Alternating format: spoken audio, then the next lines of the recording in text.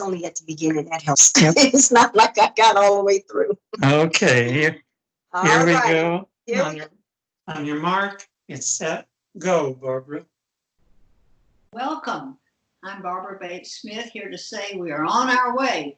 That's because that's what Fannie Lou Hamer said, and she was something else, I'm telling you. It's 1964, yeah. And I'm firmly ensconced in my white privilege, settling my family into a nice little house in Lakeland, Florida. Not returning to my home state of Alabama, no, not with its shameful burning of the Birmingham church and Sheriff Bull Connor and his dogs, Governor George Wallace blocking the university door. No, I do not return to Alabama to fight the good fight. And now I apologize for that. Can we jump to 2020? Because now I'm an actress touring with one-woman shows, white women, of course, but then at a UU Social Action Committee meeting, I meet this Brenda Ellis, and we sort of hit it off, because right away we are both big fans of Reverend William Barber. She's with the Poor People's Campaign, and I went to jail with him in North Carolina, so there we are. Okay. Now we have the opportunity to feature a truly Black heroine who Brenda knew. I thank you, Brenda, for introducing me to Fannie Lou Hamer. Hi, I'm Brenda Ellis, and I'm originally from New Jersey. My parents are both from the South. My mom was from Florida, and my dad is from Sumter, South Carolina. They both left the South in 1956 with the promise for a better life, leaving the South behind and Jim Crow along with it. They set their sights on the North, where there were better job opportunities and education for their children. I got the impression from grown-ups that when I was a little girl that the South was not the place to be. They would often say, I'm glad I left there because Mississippi is not where I want to be, and I ain't lost nothing in Mississippi.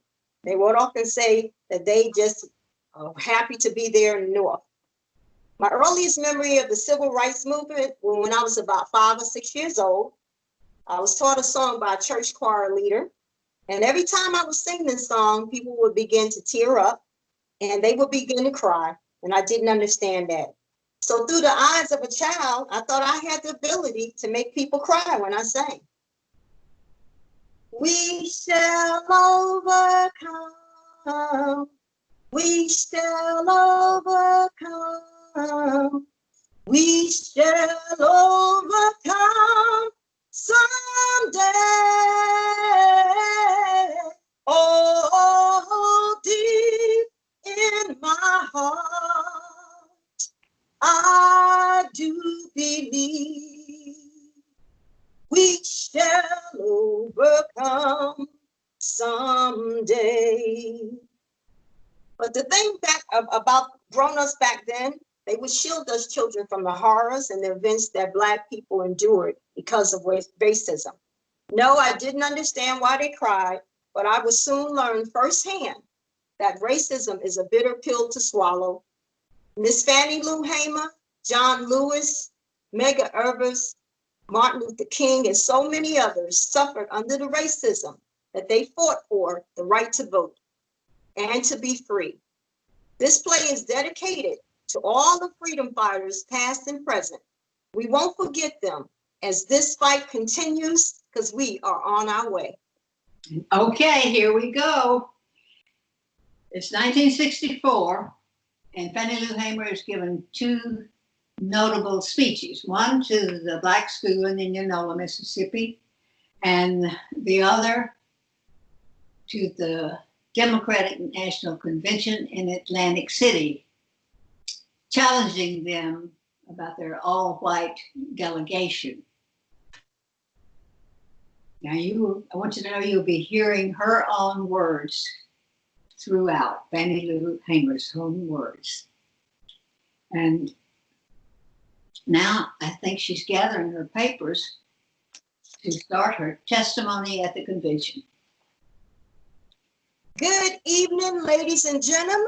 My name is Miss Fannie Lou Hamer, and I live in Ruleville, Mississippi.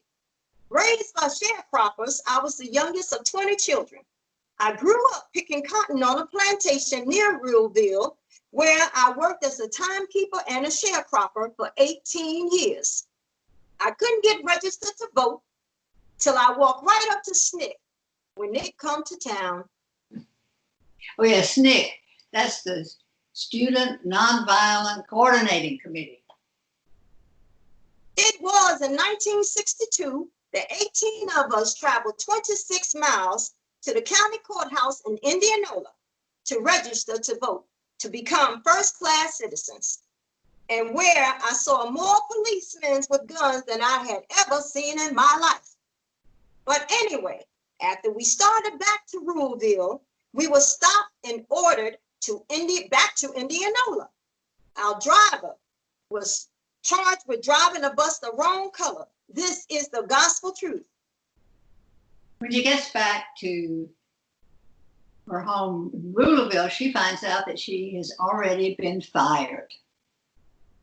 Boss said, well, Fannie Lou, you'll just have to go back down and withdraw, or you will have to leave. Mister, I said, I didn't register for you. I was trying to register for myself. He said, we're not ready for that in Mississippi. He wasn't ready, but I've been ready a long time. Well, I had to leave that same night.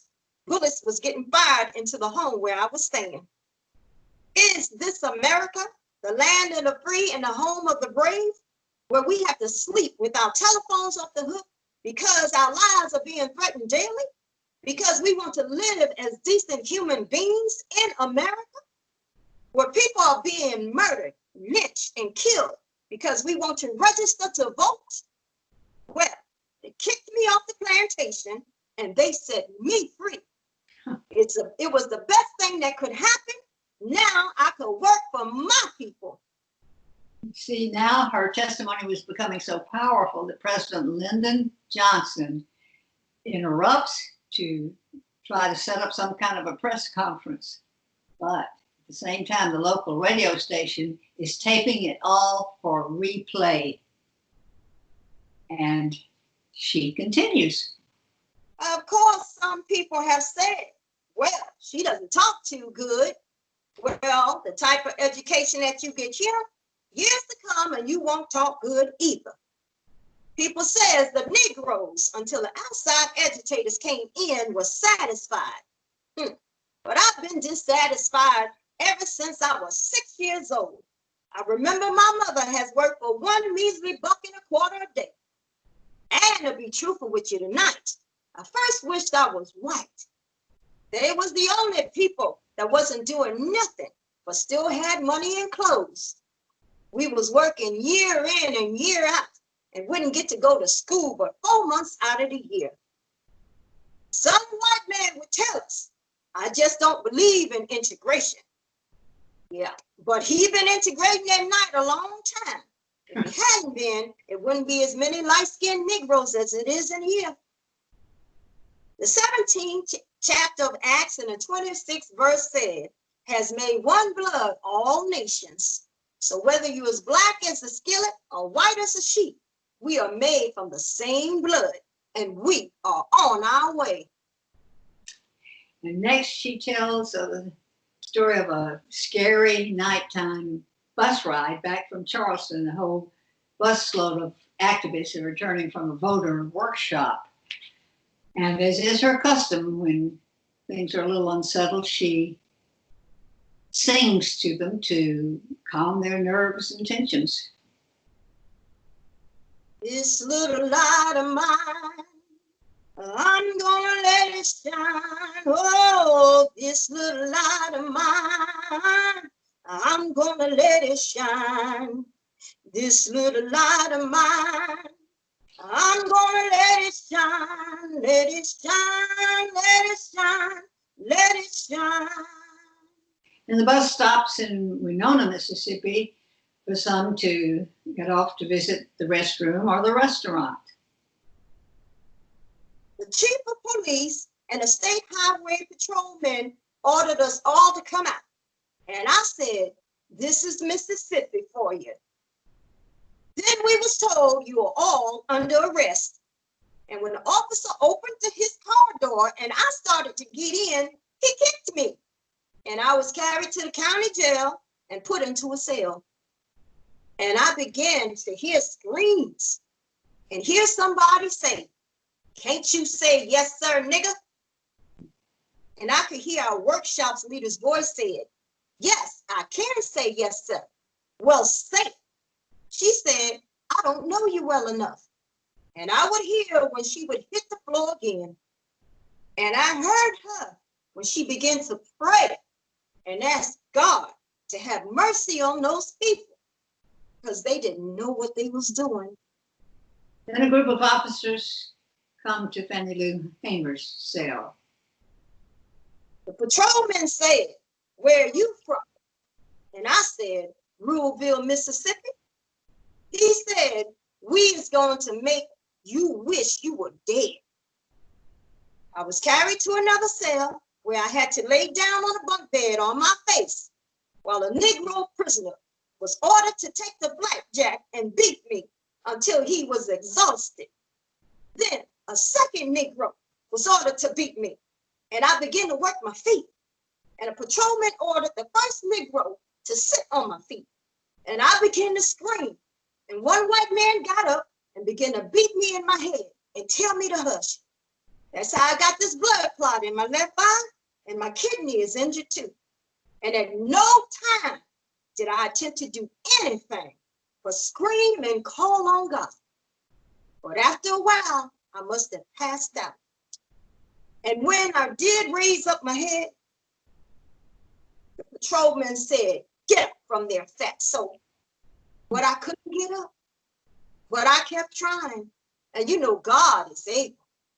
And after a while, I did get up and I went back to my cell. At the trial, the same policeman was one sitting on the jury, and she is charged with disorderly conduct and resisting arrest. And I want to say tonight, America is not the land of the brave and the home of the free. A house divided against itself cannot stand, and without them considering us as human beings, one day America will crumble. God is not pleased with the children in the state of Mississippi suffering from malnutrition. God is not pleased because we have to go raggedy each day. And God is not pleased because we have to go to the field and work for 10 to 11 hours for $3 lousy. Well, her testimony at the convention wins her 2 black delegates. Not sufficient at all. But more importantly, it empowers her and then other black women and men to say that silence is no longer possible.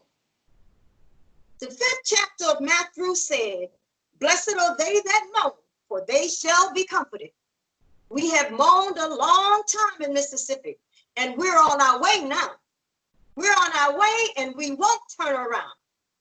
And I believe tonight that one day in Mississippi, if I have to die for this, we shall overcome. And one day, the little Negro boys and the little Negro girls won't be afraid to walk down the street because of so much hate that would make a police want to jump on a kid. And speaking of kids, she never had any children of her own, but she and her husband later did adopt 2 girls. The reason she didn't have any is because earlier when she had gone to the doctor, a surgeon, about a tumor, she had ended up with a hysterectomy, which was a common practice with black women. They were called Mississippi appendectomies. We have prayed and we have hoped for God to bring about a change. And now the time has come for people to stand up. And there's something real peculiar, but still it's great. There used to be a time when you would hit a Negro, a white man would hit a Negro, and the others would go and hide. But there's a new day now. When you hit a Negro, you're likely to see 1,000 there because God cares. God cares and we care.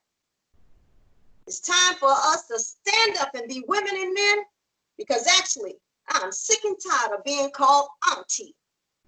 But I want you to know tonight, I don't have not one white niece or nephew. And if you don't want to call me Miss Hamer, just call me plain Fanny. In fact, I'm just sick and tired of being sick and tired. I don't want to hear you say, honey, I'm with you. I'm so sorry. Oh my gosh. Is there any way we could just pick it up? Not now. I guess I'm tired. I'm Yes, just finish tired. it out. Yeah. Okay, finish it out. In fact, I'm just sick and tired of being sick and tired. I don't want to hear you say, honey, I'm behind you. I want to hear you say, I'm with you. And we'll go up this freedom road together. Oh, freedom. Oh, freedom. Oh, freedom over me. And before I be a slave, I'll be buried in my grave and go home to